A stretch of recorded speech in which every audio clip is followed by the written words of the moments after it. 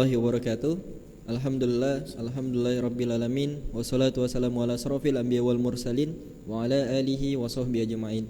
Puji syukur kita panjatkan kehadirat Allah Subhanahu wa taala yang dimana atas berkah rahmat dan hidayahnya masih dapat mempertemukan kita bagi teman-teman yang menghadiri kajian ini secara live streaming di YouTube An-Nabawi Media, atau bagi teman-teman yang menghadiri kajian ini secara virtual Zoom, atau bagi teman-teman yang langsung hadir di Musola Baitur Rahmah Klaster Krisan Banjarwijaya.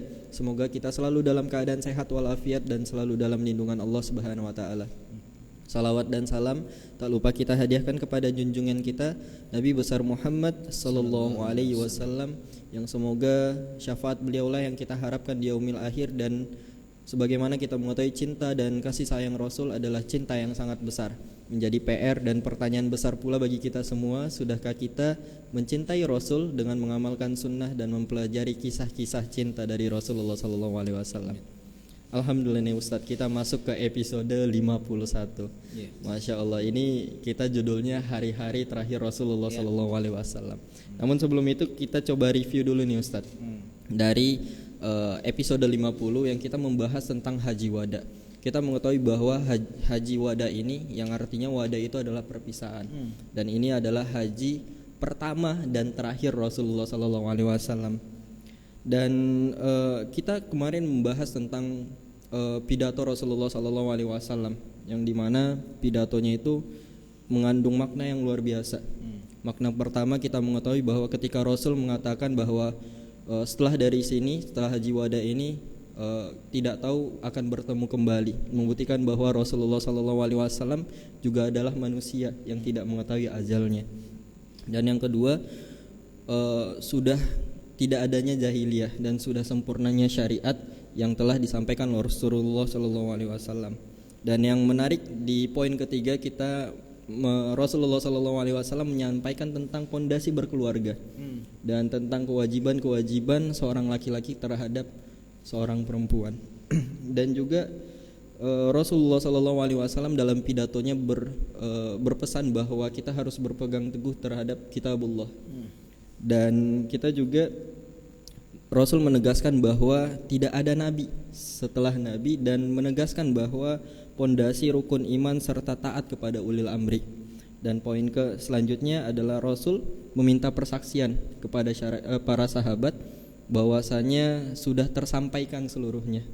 Dan yang terakhir, kita mengetahui turunnya ayat terakhir, yaitu surah Al-Maidah ayat 3. Dan kita mengetahui suasana ketika itu, para sahabat haru ketika itu, menahan sedih ketika mendengar pidato yang dibacakan oleh Rasulullah sallallahu alaihi wasallam. Ustadz, kita langsung masuk kepada hari-hari terakhir Rasulullah sallallahu alaihi wasallam. Setelah Haji Wada, apa yang menyebabkan kegiatan-kegiatan apa, maksudnya ketika memang hari-hari Rasulullah sallallahu alaihi wasallam sebelum wafat? Bismillahirrahmanirrahim. Di pekan lalu sudah disampaikan ya Pak Ridho ya, terkait dengan kapan Rasulullah itu meninggal dunia gitu ya. Bahwa ini menandakan bahwa setiap makhluk yang bernyawa di dunia ini pasti akan mati. Dan ini harusnya semakin meneguhkan iman kita bahwa apa yang Allah firmankan di dalam Al-Quran itu benar adanya. Orang sesempurna dan semulia Rasulullah saja itu akan meninggal dunia dan meninggal dunia. Dan apa yang Allah katakan di dalam Al-Quran di banyak ayat bahwa nabi-nabi sebelum Rasul pun meninggal juga gitu ya. Nah, ini semakin meneguhkan iman kita bahwa yang maha hidup hanya Allah saja. Hanya Allah saja. Nah, Haji Wada di bulan Zulqa'dah, Rasulullah meninggal di bulan Rabiul Awal. Ada 3 bulan yang menyertai, yang mengantarkan atau disebut oleh para ulama sebagai hari-hari terakhir dari Rasulullah. dari bulan Muharram, jadi Safar, kemudian Rabiul Awal, 3 bulan kurang lah. Ada yang mengatakan Rasulullah meninggalnya di 11 Hijriah. Ada yang mengatakan di 10, cuma lebih masyhur di 11 Hijriah. Itu hanya terkait masalah penghitungan tahun saja sih, bukan sesuatu yang urgen gitu ya. Nah, di bulan Muharram dan Safar itu Rasulullah masih memiliki banyak agenda, Bang Ridhi. Salah satunya adalah ada panggilan di Syam bahwa tentara-tentara Romawi itu sudah mulai merangsek masuk ke daerah Muslim. Maka Rasulullah bermusyawarah dengan para sahabat terkait dengan berita yang ada bahwa dari Syam itu orang-orang Romawi sudah mulai, Bani Asfar itu sudah mulai maju lagi setelah di Tabuk ya. Maka Rasulullah bermusyawarah dengan para sahabat dan Rasulullah memutuskan bahwa yang berangkat untuk menjadi pemimpin menjemput panggilan jihad di Syam itu adalah Usamah bin Zaid. Anak muda, usianya 18 sampai 19 tahun, sudah memimpin pasukan tempur. Dikatakan dalam sejarah ini adalah jenderal perang termuda. Usianya 18 tahun. Kalau lihat itu minder kita. 18 tahun orang sudah jadi jenderal, memimpin sahabat-sahabat senior, memimpin para jenderal gitu ya. Sedangkan kita masih rebahan aja gitu kan ya. Masih rebahan. Apakah ada letupan saat Rasulullah menunjuk Usamah bin Zaid? Ada. Maka Rasulullah menguatkan bahwa Usamah bin Zaid sama posisinya seperti ayahnya. Ayahnya juga Zaid ya. Itu juga pernah memimpin pasukan. Di belakang Usamah bin Zaid ada Abu Bakar, ada Umar, dia yang siap juga. Sami'na wa ata'na atas perintah dari Rasulullah. Maka berangkatlah Rasulullah mengirim Usamah. Saat mau mengirim itu Rasulullah mendoakan Usamah agar Allah menangkan pasukan itu. Nah, ini perjalanan Usamah ini akan lengkap kalau kita bahas nanti di Tarikh Khulafa ya, atau Tarikh Islam. Saat Abu Bakar sudah mulai menggantikan Rasulullah sebagai Khalifatul Rasul, pengganti Rasulullah. Pengganti Rasulullah dalam memimpin umat. Akan lengkap nantinya. Nah, jadi itu Bang Ridho tuh. Pekerjaan Rasul atau hari-hari terakhir Rasul masih mengamankan posisi umat Islam dari gangguan musuh dari luar. Yang kedua, dikabarkan di Sirah Ibnu Hisam bahwa Rasulullah meminta para sahabatnya, mobil khusus ada yang meriwayatkan satu orang sahabatnya bahwa beliau diminta untuk mengantar Rasulullah ke makam Baqi, makam para pahlawan Uhud. Di sana Rasulullah ziarah. Padahal peristiwa Uhud itu kalau kita hitung, Uhud itu terjadi di tahun ketiga Hijriah. Berarti hitungannya 7 tahun atau 8 tahun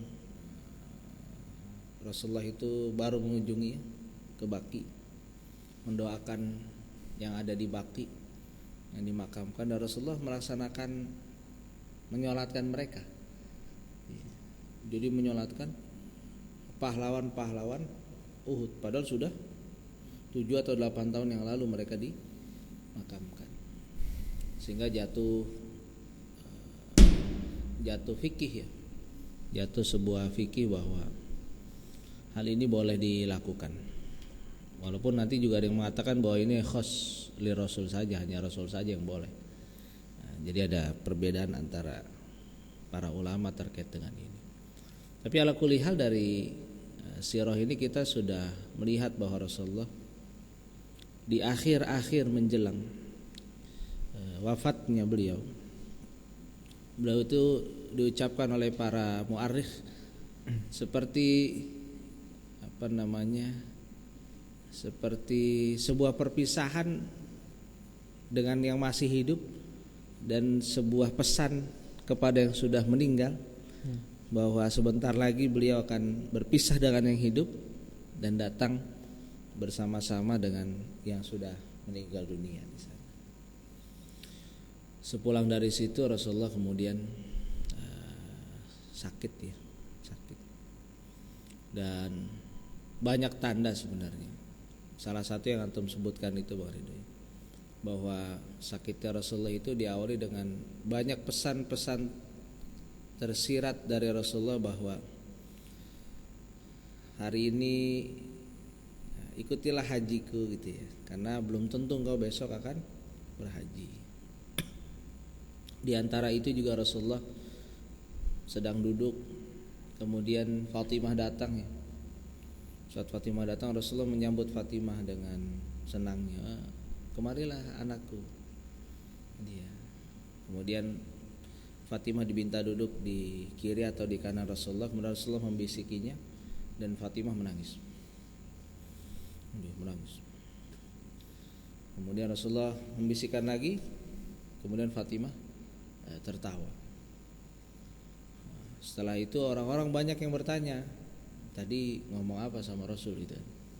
Kata Fatimah, aku tidak mau cerita. Setelah Rasulullah meninggal, baru kemudian Fatimah bercerita bahwa ayahku itu memberikan tanda bahwa beliau ingin meninggal, sebentar lagi meninggal dunia. Dan yang kedua, aku tertawa karena aku dibisiki, maukah engkau menjadi penghulunya para wanita ahli surga? Aku tertawa itu. Ya. Dan di hadis yang lain dikatakan bahwa setelah Rasulullah meninggal, yang pertama kali menyusul adalah Fatimah. Itu dia, Fatimah. Karena enggak lama ya, 8 bulan atau 3 bulan atau 8 bulan tuh ya. Setelah Rasulullah meninggal, Fatimah Zahra juga meninggal dunia. Ada pamannya Rasul juga pernah mengatakan bahwa ya Rasulullah, katanya, Abbas ya, aku tuh mimpi ya, ada 2 tali itu yang mengangkat aku ke langit. Bisa tahu nggak tafsir mimpi itu? Kata Rasulullah, ya itu keponakanmu sebentar lagi akan berpisah denganmu. Itu terdiam tuh Abbas tuh ya. Di akhir-akhir Rasulullah meninggal tuh ya, menjelang Rasulullah meninggal itu sahabat keluarga Rasulullah, Abbas segala macam dari mulai Hunain itu ya, itu memang solid gitu ya. Keluarga Rasulullah solid sekali tadi. Banyak pesan dari Mu'az tadi ya. Rasulullah berpesan pada Mu'az segala macam tadi ya. Kemudian pesan Rasulullah juga kepada orang-orang muhajirin, hai muhajirin, Ansor adalah tas dan perutku katanya. Hari ini mereka sudah menyelesaikan tugasnya, maka maafkanlah tingkah laku mereka dan berikanlah hak-hak pada mereka. Itu orang muhajirin sudah sadar. Ketika Rasulullah mengatakan bahwa hari ini mereka sudah selesai tugasnya, wah, berarti Rasulullah sudah selesai. Maksudnya tugas Ansor melindungi Rasulullah itu sudah selesai. Tugas orang Ansor membantu Rasulullah itu sudah mulai, sudah di ujung-ujungnya nanti di sana. Nah, kurang lebih begitu Pak Ridho. Masya Allah, luar biasa. Berarti Rasulullah SAW sudah memberikan banyak pesan sebelumnya pada para sahabat ya, Ustaz, Masya Allah. Namun Ustaz, beberapa pendapat mengatakan bahwa Rasulullah SAW ini sakit, Ustaz. Nah, ini kita coba luruskan Ustaz. Sakitnya Rasulullah itu apa ada hubungannya, kan karena banyak yang berpendapat bahwa sakitnya Rasulullah itu efek yang sebelumnya pernah diracun gitu. Ya memang ada pendapat dari para mu'arikh ya, bahwa bekas racun yang diberikan oleh orang-orang Yahudi itu berefek kepada Rasulullah di saat itu. Rasulullah tidak pernah sakit ya, kecuali menjelang akhirnya. Rasulullah tidak pernah sakit kecuali saat diracun ya, diracun di sana. Jadi yang mengatakan bahwa ini adalah bagian daripada efek racunnya. Tapi ala kulli hal ya Rasulullah manusia sakit juga. Ya, dan sakit Rasulullah itu langsung membuatnya kepayahan. Rasulullah mengadu kepada Aisyah, "Wah Aisyah nih, kepalaku sakit sekali." Dia dan sakitnya itu 2 kali lebih sakit dibandingkan yang kalian rasakan. Dia, apakah itu karena keutamaanmu ya Rasulullah? Iya. Aku diberikan banyak keutamaan, tapi saat aku sakit pun dia rasanya itu melebihi apa yang kalian rasakan. Itu Rasulullah itu langsung sakitnya langsung, bahasa kita udah langsung drop gitu ya. Sudah langsung drop. Di satu ketika Rasulullah sampai meminta izin kepada istri-istrinya agar saat beliau sakit itu yang merawat adalah Aisyah radhiyallahu anha. Maka istri-istri beliau itu mengizinkan, tapi nanti di sirahnya itu dikatakan bahwa istrinya nanti bergantian menjenguk dan menjaganya tergantung atau sesuai dengan hari gilirannya gitu. Maka Aisyah itu orang-orang meminta bantuan untuk membopong Rasulullah. Itu Rasulullah sampai dipapah ya. Padahal rumah istri Rasul dari satu ke satu lagi itu nggak begitu jauh. Rasulullah dipapah oleh 2 orang, kakinya tetap masih menapak gitu ya. Itu tanda Rasulullah benar-benar sakit dan lemah gitu ya. Sakit dan lemah. Rasulullah kemudian dipapah oleh Abbas pamannya. Dia dan satu lagi ini lupa ya oleh siapa tadi. Nah, akhirnya Rasulullah dirawat di rumah Siti Aisyah radhiyallahu anha. Dia. Jadi itu ya Bang Ridho ya, terkait dengan sakitnya Rasulullah. Masya Allah luar biasa. Berarti sakitnya Rasulullah SAW itu tidak ada apa-apanya dibanding sakit kita sekarang ya Ustaz? Iya. Jadi sakitnya kita nggak ada apa-apanya. Justru sakit Rasulullah itu kebalik. Sakit Rasulullah itu sakit 2 kali. 2 kali lebih. Karena Rasulullah menerima nikmat 2 kali daripada kita, maka Allah berikan ya ujiannya 2 kali juga daripada kita gitu ya. Kalau ada yang merasa ujian kita itu berat banget Bang Rama ya, itu nggak ada apa-apanya nggak ada apa-apanya gitu dibandingkan ujian dari Rasulullah gitu ya. Jadi gitu Bang Rama. Insyaallah. Ustaz, ketika memang Rasul posisinya sudah lemah, terbaring lemah di rumah Aisyah, bagaimana para sahabat? Sedangkan para sahabat mengetahui bahwa Rasul masih ada dan biasanya kan Rasul yang memimpin sholat ketika itu. Ya, ada beberapa peristiwa ya. Ada beberapa peristiwa sampai kemudian Rasulullah meminta digantikan, menggantikan umat Islam untuk menggantikan sahabat-sahabatnya untuk memimpin sholat ya. Yang pertama ada Rasulullah memberikan pesan, ada berapa pesan kalau saya tuh lupa nanti. Yang Anda temukan ternyata hadis terkait bahwa jangan menjadikan kuburan itu sebagai tempat-tempat ibadah itu ternyata menjelang Rasulullah itu meninggal dunia. Meninggal dunia di sana. Jadi itu sebuah pesan juga bahwa besok kalau aku meninggal jangan jadikan kuburanku sebagai tempat ibadah. Tempat ibadah di sana. Kemudian yang kedua, ada peristiwa juga yang menarik, yaitu Rasulullah meminta agar orang-orang musyrik itu langsung dikeluarkan, diusir dari Jazirah Arab, kecuali status mereka adalah status berkunjung. Nah, jadi antum mulai paham nih di sini ya. Di akhir-akhir itu Rasulullah udah nggak ada toleransi lah dengan kesyirikan, diusir tuh di Jazirah Arab itu orang-orang yang kemudian musyrik itu diusir. Dan ada beberapa peristiwa lagi kita lupa ya. Sampai kemudian Rasulullah karena sakitnya sudah mulai kepayahan gitu ya, meminta Abu Bakar untuk menggantikan menjadi imam. Tapi Siti Aisyah kan anaknya Abu Bakar. Udah berkata, wahai Rasulullah, kalau ayahku yang mimpin itu nggak akan selesai sholat. karena ayahku hatinya lembut. Dia belum selesai Al-Fatihah kadang-kadang sudah menangis. Sudah menangis. Tapi Rasulullah kekeh tetap meminta Abu Bakar. Dia, karena itu sudah jadi amanah, maka dia dilaksanakan oleh Abu Bakar. Nah, kan sakit tuh Bang Ridho ya. Sakit ya.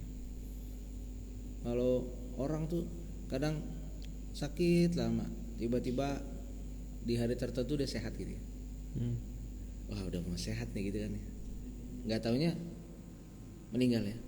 Itu yang kita baca juga di sirah, di beberapa sirah Anda juga baca. Di satu subuh Rasulullah bangun kemudian melihat dari tirainya, diangkat tirainya, kemudian melihat umat Islam sedang sholat subuh-subuh itu dipimpin oleh Abu Bakar. Itu Rasulullah senang sekali, tersenyum gitu ya. Sampai ada para sahabat yang melihat Rasulullah saat Rasulullah mengeluarkan badannya atau sambil melihat di jendelanya itu, sampai para sahabat ada yang ingin membatalkan sholatnya, dikiranya Rasulullah yang akan mimpin sholat. Tapi Rasulullah memberikan kode tangan supaya dilanjutkan, jangan dibatalkan sholat. Dan Rasulullah itu senang sekali. Nah, ini di buku Ar-Rasul ya, aneh baca, yang ditulis Said Hawati. Kadang kita itu membutuhkan bukti bahwa kalau Muhammad seorang nabi itu benar apa enggak sih gitu ya. Dan para ulama itu memberikan bukti-buktinya banyak sekali. Salah satu bukti adanya dalil kan ya. Adanya dalil. Tapi saya tahu mengatakan bahwa untuk mengatakan bahwa Muhammad adalah seorang nabi dan rasul, bagi orang-orang yang tidak percaya dengan itu, lihat saja konsistensi Rasulullah dalam menjalankan apa yang dia ajarkan kepada umatnya. Satu contohnya saja, bab sholat. Padahal udah jadi raja ya. Yang diajarkan oleh Rasul apa? Sholat ya, dimanapun, kapanpun, dalam kondisi apapun. Sakit nggak bisa diri duduk, nggak bisa duduk berbaring, nggak bisa berbaring dengan isyarat. Dalam kondisi genting wajib sholat, tetap jalan. Itu dari sisi konsistensi saja, itu Muhammad itu bisa dikategorikan sebagai seorang nabi dan rasul. Bahkan saat beliau dalam kondisi terbatas secara ekonomi dan saat beliau berkuasa, yang diserukan apa? Sholat. Tetap sholat. Tetap sholat. Itu konsistensinya luar biasa. Menjelang beliau meninggal saja, yang buat dia bahagia adalah saat dia melihat sahabat-sahabatnya sholat. Dari sisi ini saja itu sudah luar biasa. Untuk menjawab orang-orang yang bertanya, benar gak sih Muhammad itu nabi dan rasul? Lihat saja konsistensinya, uji konsistensinya. Lihat dan lihat hasilnya. Setelah itu kata Said Hawa, lihat hasilnya. Setelah beliau meninggal, orang-orang masih sholat apa enggak? Sholat sampai sekarang. Ada rasul nggak ada rasul, sholat tetap.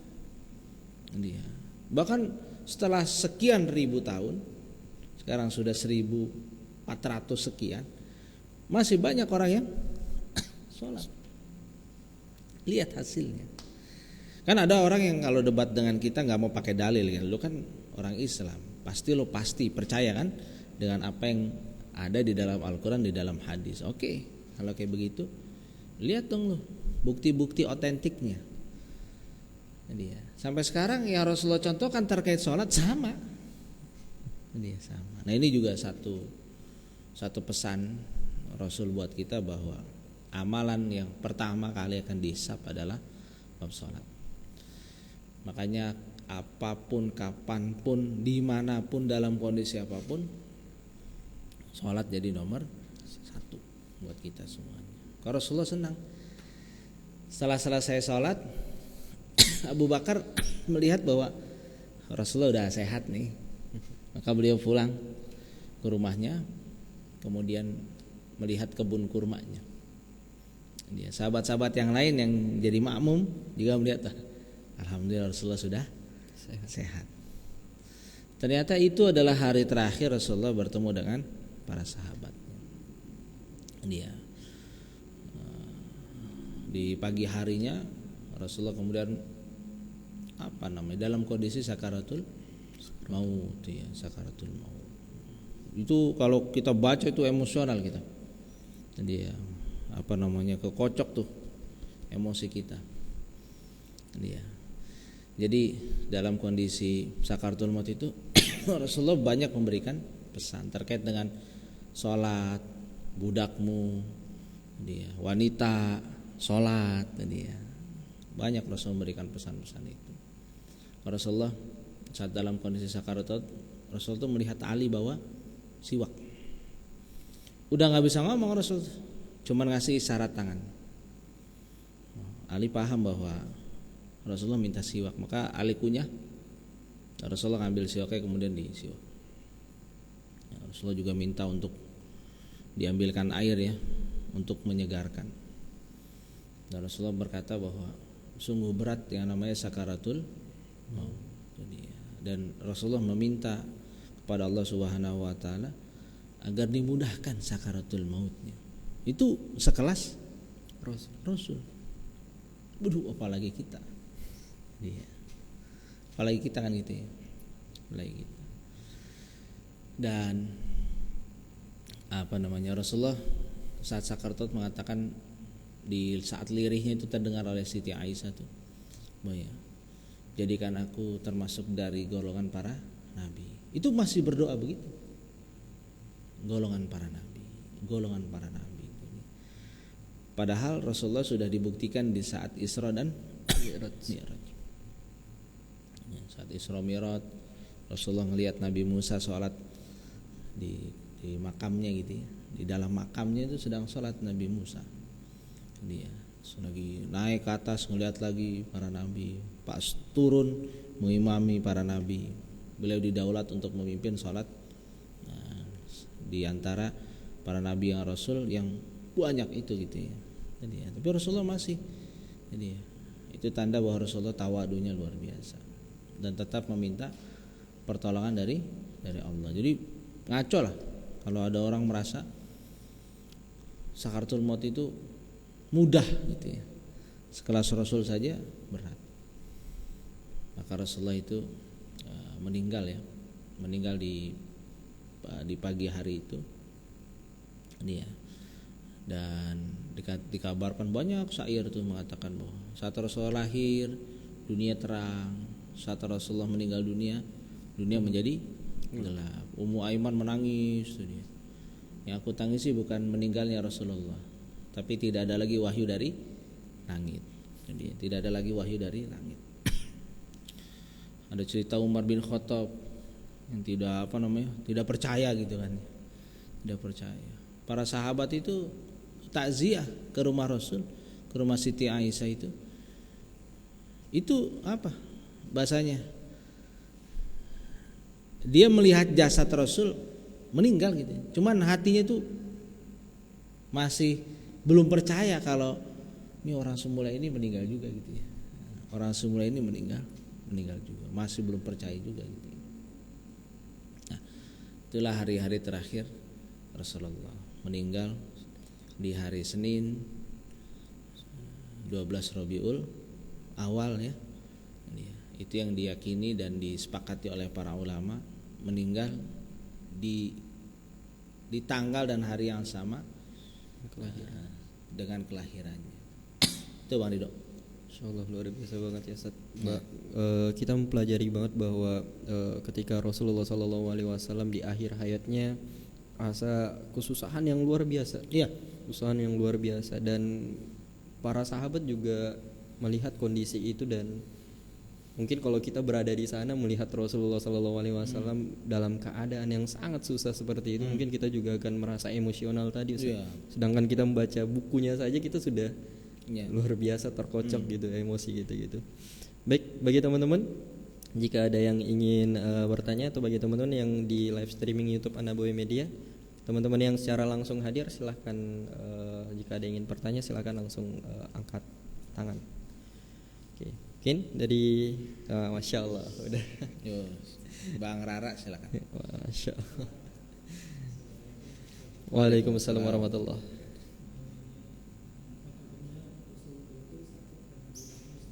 Iya. Oke. Nah, sihir. Oke, kita ulang Ustaz ya. Mungkin tadi kita sudah sempat jawab, tapi mungkin ini pertanyaan yang berbeda lagi Ustaz. Iya. Rasulullah SAW itu meninggalnya, ada yang mengatakan bahwa diracun, ada yang mengatakan bahwa kena sihir gitu, Ustaz. Iya. Rasulullah pernah kena sihir ya? Pernah kena sihir. Tapi rasa sakit yang Rasulullah saat kena sihir itu tidak seperti sakitnya saat diracun itu ya. Nah, dan meninggalnya Rasulullah bukan karena sihir itu ya. Bukan karena sihir, tapi karena memang sakit. Kalau ada yang mengatakan bahwa ini ada efek dari racun yang diberikan oleh orang Yahudi, wanita Yahudi itu ya, yang meracuni daging pada saat itu, ya para ulama tarikh ada yang mengatakan ya ada efeknya. Ada efeknya. Tapi ada hadis ya bahwa umur umatku itu antara 60 dan 70 ya. Ya. Itu tanda juga sebenarnya bahwa Rasulullah ya segitu nanti usianya antara 60 dan 70. Dan Rasulullah nggak tahu kapan meninggalnya kan? Kapan meninggalnya? Di hari apa Rasulullah nggak tahu. Cuman itu sebuah tanda. Kemudian Rasulullah mengatakan dan sangat sedikit yang melebihi itu dari umatku. Iya, melebihi itu.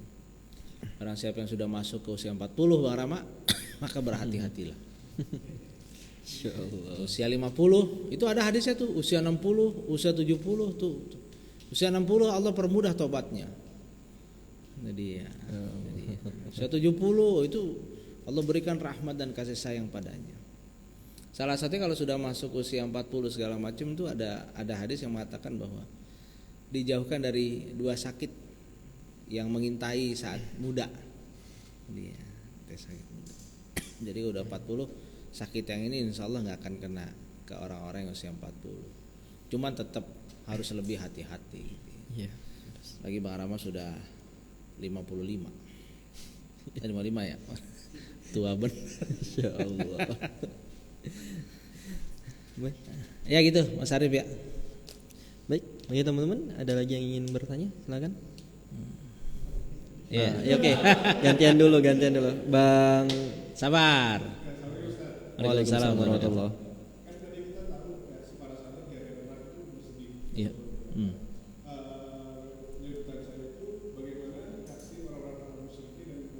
Waduh, bagus nih pertanyaannya. Oke, Masya Allah luar biasa nih Ustaz pertanyaannya. Kalau memang para sahabat ketika melihat Rasulullah SAW itu dalam keadaan sakit dan juga meninggal itu bersedih, lalu bagaimana musuh-musuhnya Rasulullah SAW? Bagus pertanyaannya nih. Mendengar berita bahwa Rasulullah itu meninggal dunia, wabil khusus ya di Mekah yang paling dekat, itu orang-orang tuh hampir murtad lagi. Itu di Mekah loh.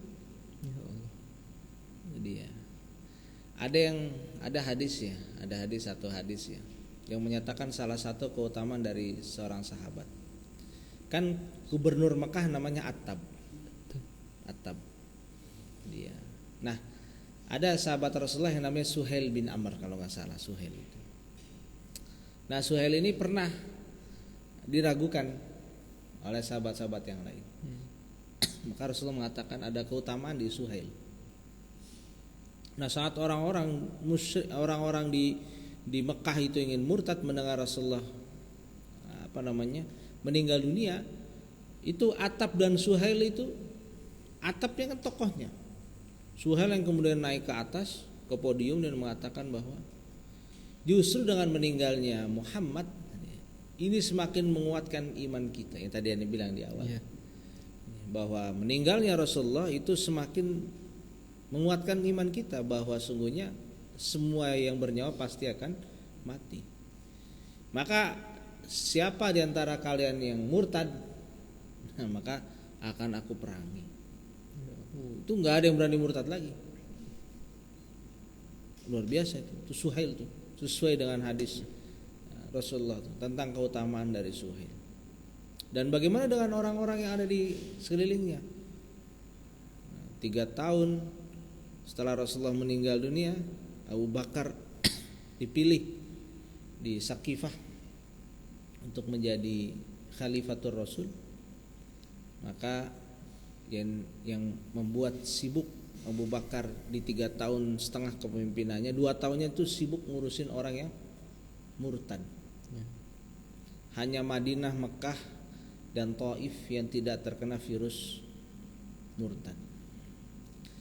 Itu bagi kita yang mengkaji tarikh khulafa ya, itu rasa syukurnya luar biasa. Kalau kita ada di posisi di situ gitu ya, itu mungkin kita terkena imbas virus murtad tadi mungkin gitu.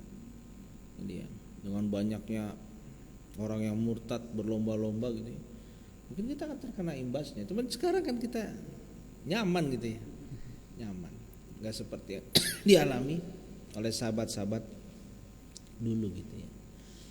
Nah, tadi yang bagus pertanyaan dari mereka tadi, bahwa ada letupan setelah Rasulullah meninggal dunia. Bahkan letupan yang paling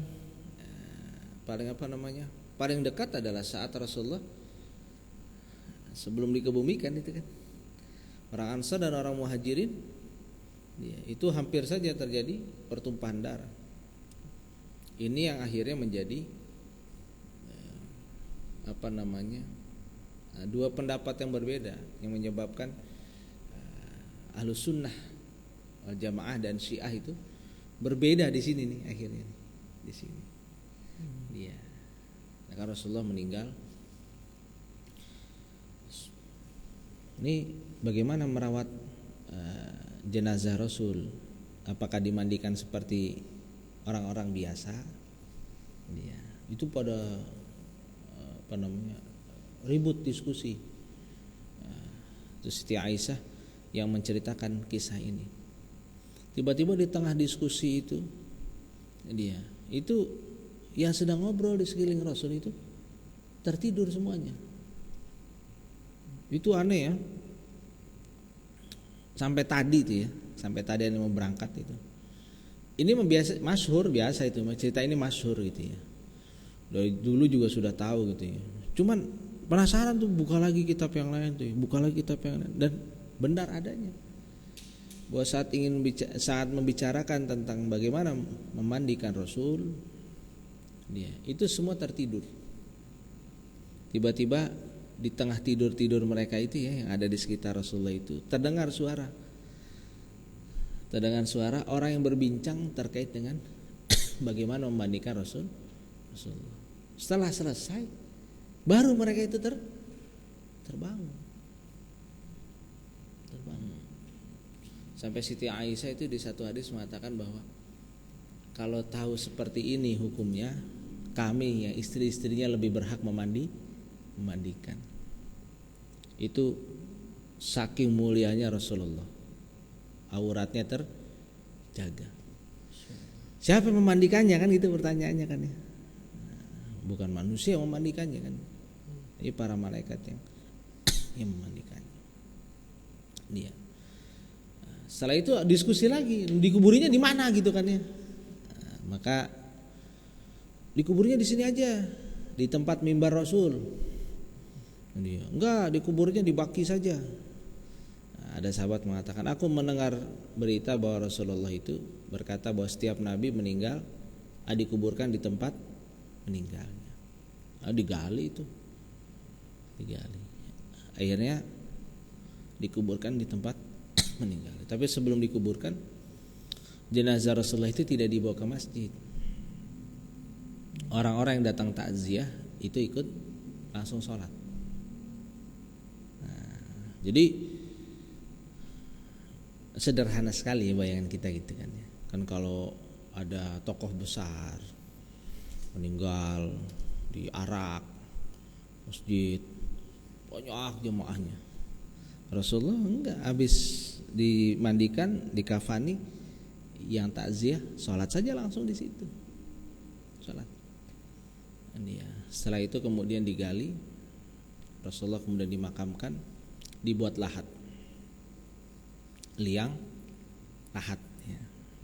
Bagian kecil yang menjorok ke kanan atau bagian kecil yang lebih dalam tadi, ya, untuk menyimpan jenazah gitu ya, liang lahat. Maka dibuatkan lahat buat Rasulullah.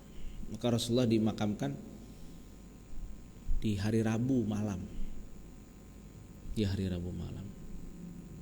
Inilah yang menyebabkan friksi. Jadi ya, ada yang memfitnah bahwa Abu Bakar dan Umar itu berambisi.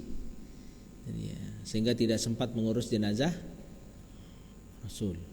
Jadi ya, yang ngurus jenazah adalah ahlul baitnya Rasul.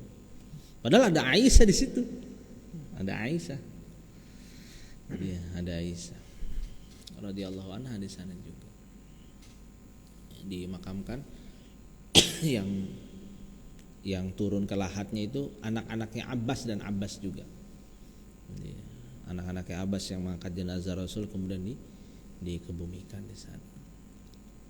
Jadi saat sedang mengurus jenazah di sebelah sana, Abu Bakar dan Umar itu sedang mendamaikan ya, antara Muhajirin dan Ansor.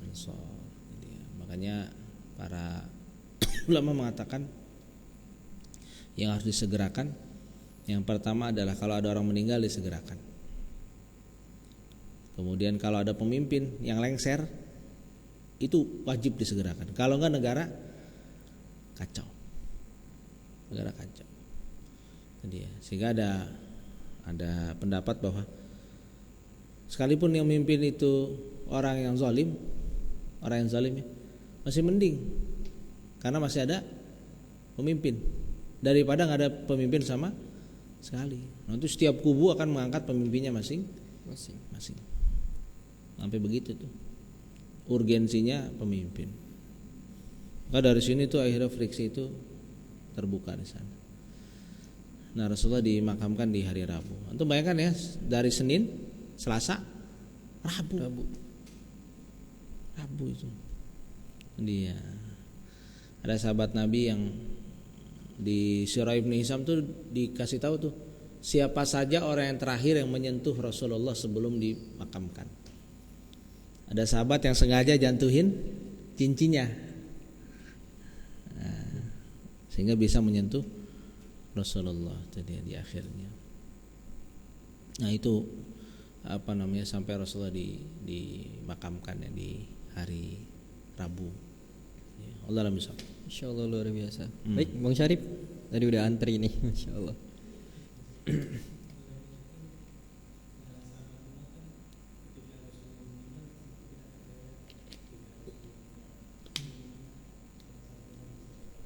Ya. Iya. Kita ulang Ustaz. Mungkin beberapa sahabat termasuk Umar itu tidak percaya bahwasanya Rasulullah SAW ini meninggal gitu. Nah, apa yang meyakinkan ketika ketika Umar tidak yakin, apa yang bisa meyakinkan Umar itu bahwa Rasul sudah tidak ada? Ya, ini tanda bahwa Umar manusia. Umar bin Khattab itu manusia. Dan kadang manusia yazidu wa yankusu. Sekelas Umar saja bisa yazidu wa yankusu gitu ya. Dan sampai Umar berkata bahwa yang mengatakan Muhammad itu meninggal karena aku potong lehernya kan gitu ya. Tapi ada ulama mengatakan nih karena cintanya Umar kepada Rasulullah.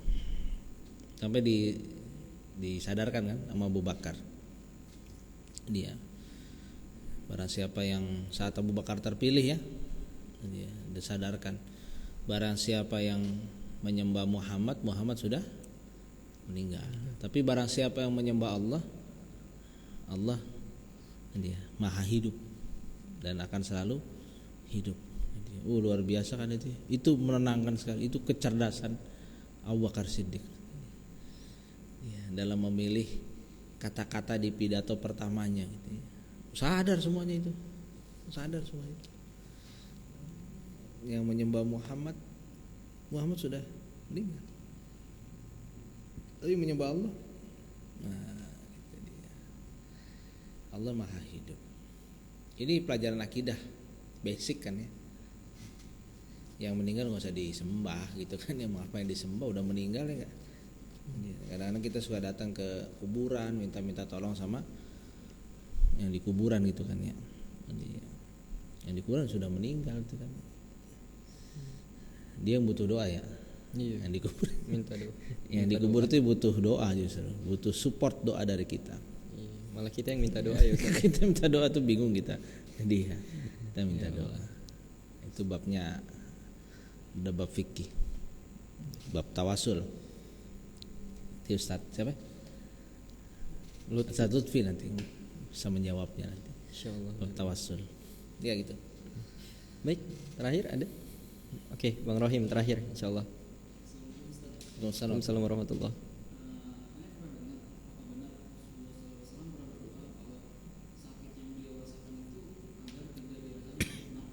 Ya. Sampai mana sih batasan seorang muslim itu bersedih ketika kehilangan sama orang yang dicintainya? Ya. Insyaallah luar biasa. Ini pelajaran hikmah lagi nih Ustaz, Masya Allah. Pertanyaan Bang Rohim ini ada dua. Yang pertama tadi, benarkah Rasulullah SAW itu berdoa agar sakaratul umatnya itu tidak dirasakan melainkan ditanggung oleh Rasul sendiri? Iya. Dan yang kedua, benarkah sampai sejauh mana batasan kita selaku umat Muslim dalam menyikapi atau dalam mengekspresikan kesedihan ketika kita ditinggal orang yang kita cintai? Ya. Yang pertama terkait dengan sakaratul maut gitu ya. Itu memang Rasulullah berdoa supaya setengah rasa sakit sakaratul maut itu setengahnya itu ditanggung oleh Rasul gitu ya. Jadi kita tuh udah tinggal setengahnya sebenarnya. Semuanya sudah diaminkan oleh Allah tadi atas doa dari Rasulullah. Itu setengahnya saja, masya Allah, ya. Itu kan seperti ditebas oleh sekian. Jadi ibarat kalau kita meninggal, yang meninggal jasad apa ruh? Jasadnya. Yang terlepas dari jasad ruh. Maka ada seorang ulama mengatakan rasa sakit sakaratul maut itu karena ruh kita itu lama menempel di jasad, seperti menempelnya tulang pada daging atau kulit pada daging kita. Saat dicabut itu sakitnya luar biasa gitu. Jadi gitu. Maka ruh itu kan tetap hidup. Ruh itu tetap hidup.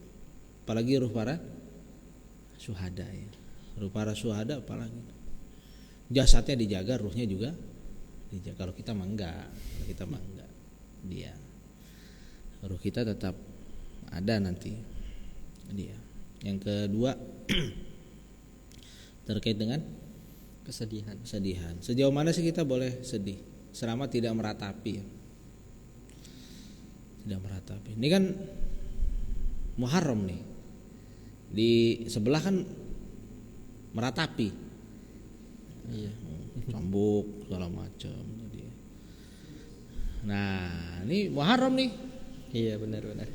Sedang meratapi kan. Hari Asyura kan? Meratapi. Mukul dada segala macam berdarah. Lihat aja di sekeliling tuh. Waktu sahabat-sahabat Rasul begitu ada nggak gitu kan? Nggak ada kan, itu biasa. Mereka menangis saja. Tapi tidak sampai meratapi. Ngacak-acak rambut. Di hadisnya itu merobek-robek baju, mencakar-cakar wajah. Itu sudah bagian daripada meratapi. Kalau ada orang yang kita sayangi meninggal kita nangis, itu wajar, sedih juga wajar. Makanya hikmahnya dimakamkan cepat itu biar tidak berlarut-larut terasa sedihnya. Dan diajarkan kalimat istirja ya. Inna lillahi wa inna ilaihi raji'un.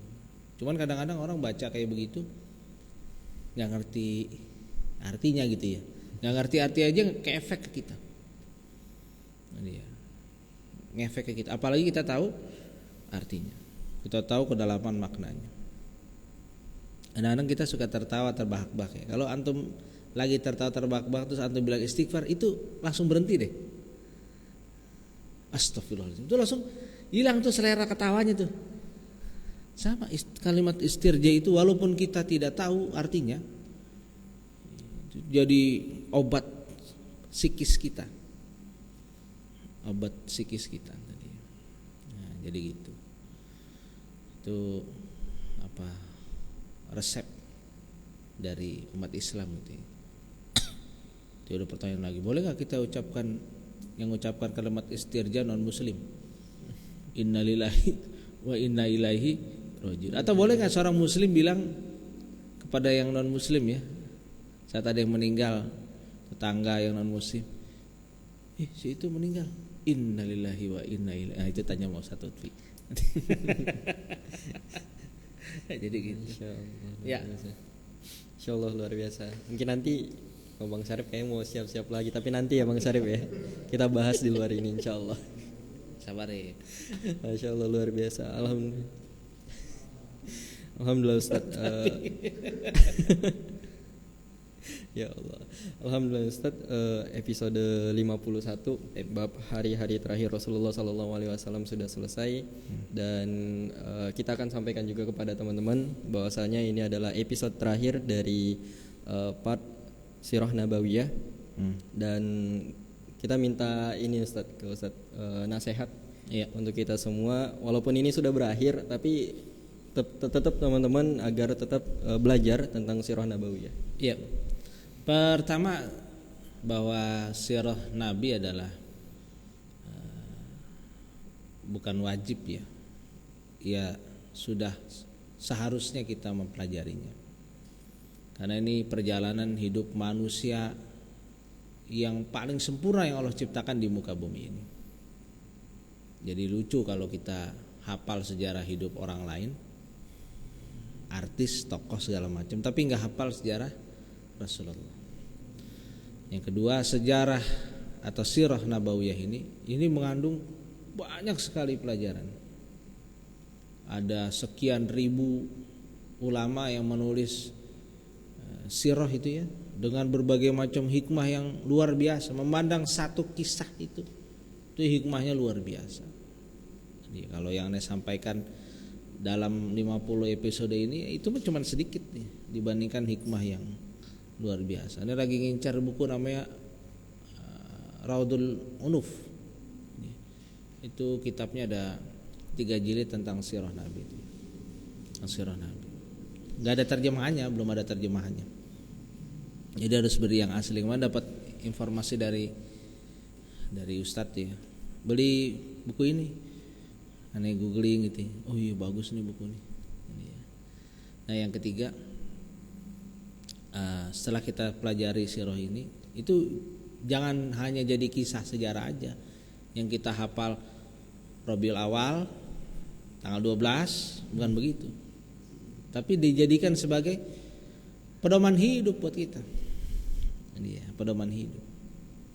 Yang keempat, banyak orang yang tidak menginginkan sirah ini dikaji oleh kita umat Islam. Kita akan sibuk dengan ilmu-ilmu yang lain, tapi kemudian lupa. Ilmu akidah wajib dipelajari? Wajib. Fikih? Wajib. Jadi ya, dalam hal implementasi nanti akan ketemunya di sirah. Implementasinya akan ditemukan di sirah nanti di sana. Kita kan bingung nanti implementasinya gimana ya gitu kan. Nah, di sirah bagaimana Rasulullah mengimplementasikan terkait dengan akidah, strategi dan segala macamnya. Jadi itu mungkin Bang Ridho, insyaallah di pekan berikutnya kita akan mengkaji tarikh Islam, sejarah Islam tuh dia. Mulai dari sejarah khalifah-khalifah Rasulullah. Allah alam bisa. Insyaallah luar biasa Ustaz. Udah di-spill tadi Ustaz ya, kita Iya. akan bahas apa nanti. Iya. Tapi Masya Allah luar biasa teman-teman yang sudah mengikuti kajian serial Sirah Nabawiyah ini dari episode pertama hingga ke 51. Semoga ini menjadi bukti atau asbab bagi kita semua bahwasanya inilah bukti kita cinta kepada Rasulullah SAW, dan semoga semangatnya kita, girohnya kita dalam belajar Sirah Nabawiyah kelak menjadikan Rasulullah SAW memberikan syafaat untuk kita semua. Dan kelak ketika ditanya oleh Rasul, apa bukti bahwa kita menjadi umat Rasul, kita sudah bisa menjawab teman-teman. Dan semoga teman-teman tetap semangat karena insya Allah kita akan membahas tentang tarikh khulafah teman-teman, insya Allah.